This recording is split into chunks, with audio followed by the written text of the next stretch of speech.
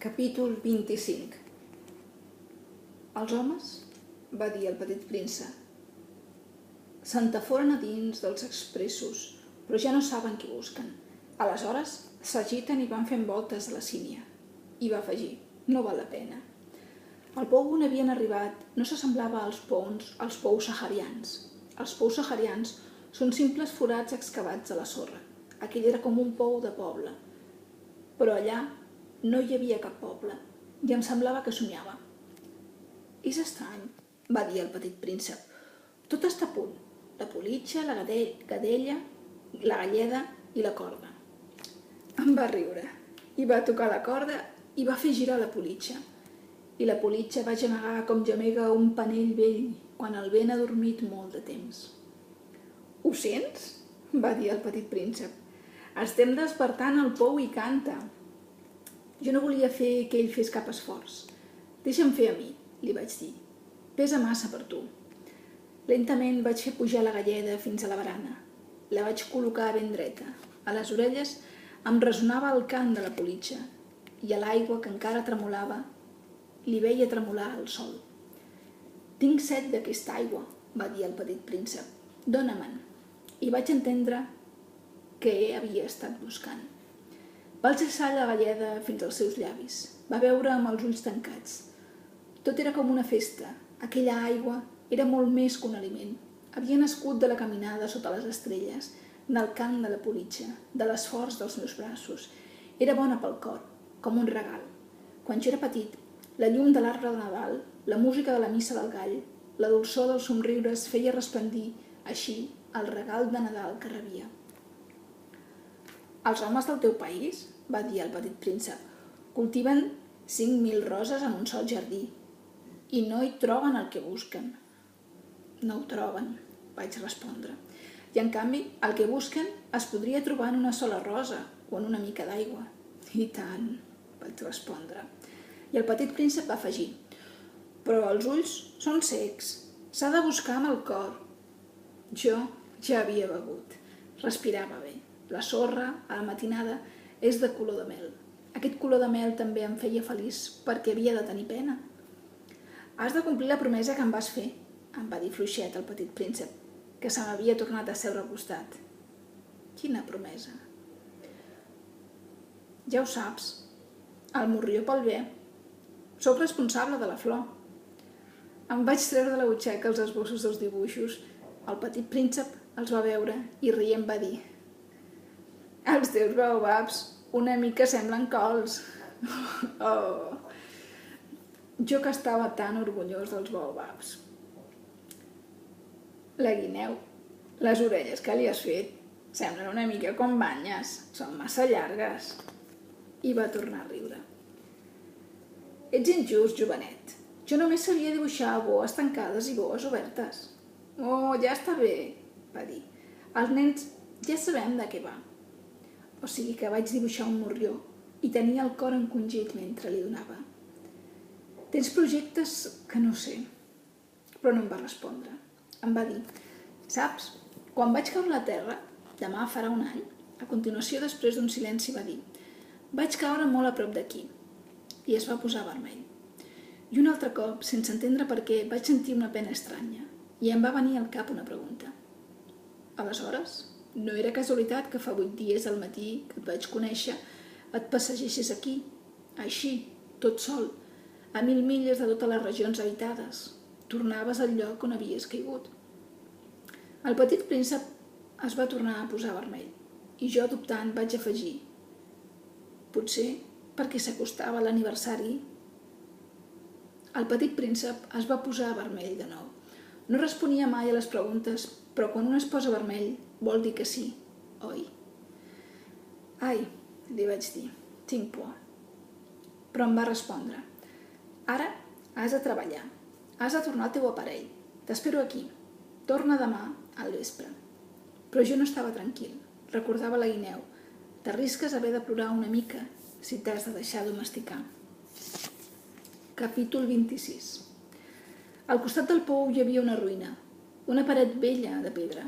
Quan vaig tornar de fer la feina, l'endemà al vespre, de lluny vaig veure el petit príncep assegut a dalt, amb les cames penjant, i el vaig sentir enraonar. «O sigui que no te n'en recordes», deia. «No era ben bé aquí». Sens dubte, una altra veu li va respondre perquè va replicar. «Sí, sí que és el dia, però no és el lloc». Vaig continuar avançant cap a la paret. Encara no veia ni sentia ningú, però el petit príncep va tornar a replicar. «Naturalment, veuràs on comencen les meves petjades a la sorra. Només cal que m'hi esperis. Vindré aquesta nit». Ja era a 20 metres de la paret i encara no veia res. El petit príncep va dir, després d'un silenci. «Tens bon verí? Estàs segura de no fer-me patir gaire estona?» Em vaig aturar amb el cor escongit, però encara no ho entenia. «Ara vés-te'n», va dir. «Vull baixar». Aleshores, jo també vaig abaixar els ulls cap al peu de la paret i vaig fer un bot. Era allà, dreta, cap al petit príncep. Una d'aquelles serps grogues que s'executen en 30 segons. Mentre em remenava la butxaca per treure la pistola, vaig començar a córrer, però amb el soroll que vaig fer, la serp es va deixar lliscar suaument per la sorra, com en un doll d'aigua que es mou i, sense agafar-se gaire, es va esquillar entre les pedres amb el sorollet metàl·lic. Vaig arribar a la paret just a temps per rebre els braços del meu petit príncep, blanc com la neu. «Què és aquesta història? Parles amb les serps, ara?» Li havia deslligat la seva eterna bufanda d'or, li havia mullat les temples i l'havia fet veure, i ara no gosava preguntar-li res. Em va mirar greument i em va envoltar el coll amb els braços. Li sentia batre el cor com el d'un ocell que es mor, quan li han tirat un tret d'escopeta, i em va dir: «Estic content que hagis trobat el que li faltava al teu aparell. Podràs tornar a casa teva». «Com ho saps?» Justament li venia a anunciar que, contra tota esperança, la meva feina havia acabat bé. No va respondre res a la meva pregunta, però va afegir: «Jo també torno a casa avui». Després, melanconiós: «És molt més lluny, és molt més difícil». M'adonava prou que passava alguna cosa extraordinària. L'estrenyia entre els braços com un nen petit i, tanmateix, em semblava que ell queia verticalment en un abisme sense que pogués fer res per retenir-lo. Tenia la mirada seriosa, perduda molt lluny. «Tinc el teu bé, i tinc la caixa del bé, i tinc el morrió». I va somriure amb melanconia. Vaig esperar molta estona. Sentia que s'escalfava de mica en mica. «Jovenet, has tingut por?» «Havia tingut por i tant», però va riure fluixet. «Tindré molta més por aquest vespre». Em tornava a glaçar els sentiments de l'irreparable i vaig entendre que no suportava la idea de no tornar a sentir mai més aquell riure. Per mi, era com una font al desert. «Jovenet, et vull tornar a sentir riure». Però em va dir: «Aquesta nit farà un any. La meva estrella serà just a sobre el lloc on vaig caure l'any passat». «Jovenet, oi que és un malson aquesta història de la serp i la cita a l'estrella?» Però no va respondre a la pregunta. Em va dir: «El que és important no es veu. És clar. És com la flor. Si estimes una flor que està en una estrella, a la nit és agradable mirar el cel. Totes les estrelles tenen flors. És clar. És com amb l'aigua. La que m'has donat per veure era com una música, gràcies a la politja i a la corda. Te'n recordes? Era bona. És clar. A la nit miraràs les estrelles. La meva és massa petita perquè es pugui ensenyar on és. Val més així. Per tu, la meva estrella serà una de les estrelles. Aleshores, t'agradarà mirar-les totes. Les estrelles. Totes seran amigues teves. I a més, et faré un regal». Va tornar a riure. «Ai, jovenet, jovenet, com m'agradaria sentir-te riure». «Justament, serà el meu regal. Serà com amb l'aigua». «Què vols dir?» «La gent té estrelles que no són iguals. Per uns, els que viatgen les estrelles són guies. Per altres, només són llumets. Per altres, que són savis, són problemes. Pel meu home de negocis eren or. Però totes aquestes estrelles callen. Tu tindràs estrelles com no en té ningú». «Què vols dir?» «Quan miris al cel, de nit, com que jo viuré en una de les estrelles, com que riuré en una de les estrelles, per tu serà com si totes riguessin. Tindràs estrelles que saben riure. I va tornar a riure. I quan t'hagis consolat, sempre ens acabem consolant, estaràs content d'haver-me conegut. Sempre seràs amic meu. Tindràs ganes de riure amb mi i de vegades obriràs la finestra. Perquè sí, per gust. I els teus amics s'estranyaran en veure't riure mirant al cel. Aleshores els diràs, sí, les estrelles sempre em fan riure. I es pensaran que ets boig. T'hauré fet una mala passada. I va tornar a riure. Serà com si en comptes d'estrelles t'hagués donat un piló de cascavells que saben riure. I va tornar a riure. Després es va posar seriós. Aquesta nit, saps, no vinguis, no et deixaré. Semblarà que pateixis, semblarà una mica com si em morís. És així. No vinguis a veure-ho, no val la pena. No et deixaré. Però ell estava preocupat. T'ho dic, també per la serp. No t'ha de mossegar. Les serps són dolentes. Poden mossegar per gust. No et deixaré. Però una cosa el va tranquil·litzar. És veritat que ja no tenen prou verí per la segona mossegada. Aquella nit no el vaig veure posar-se en camí.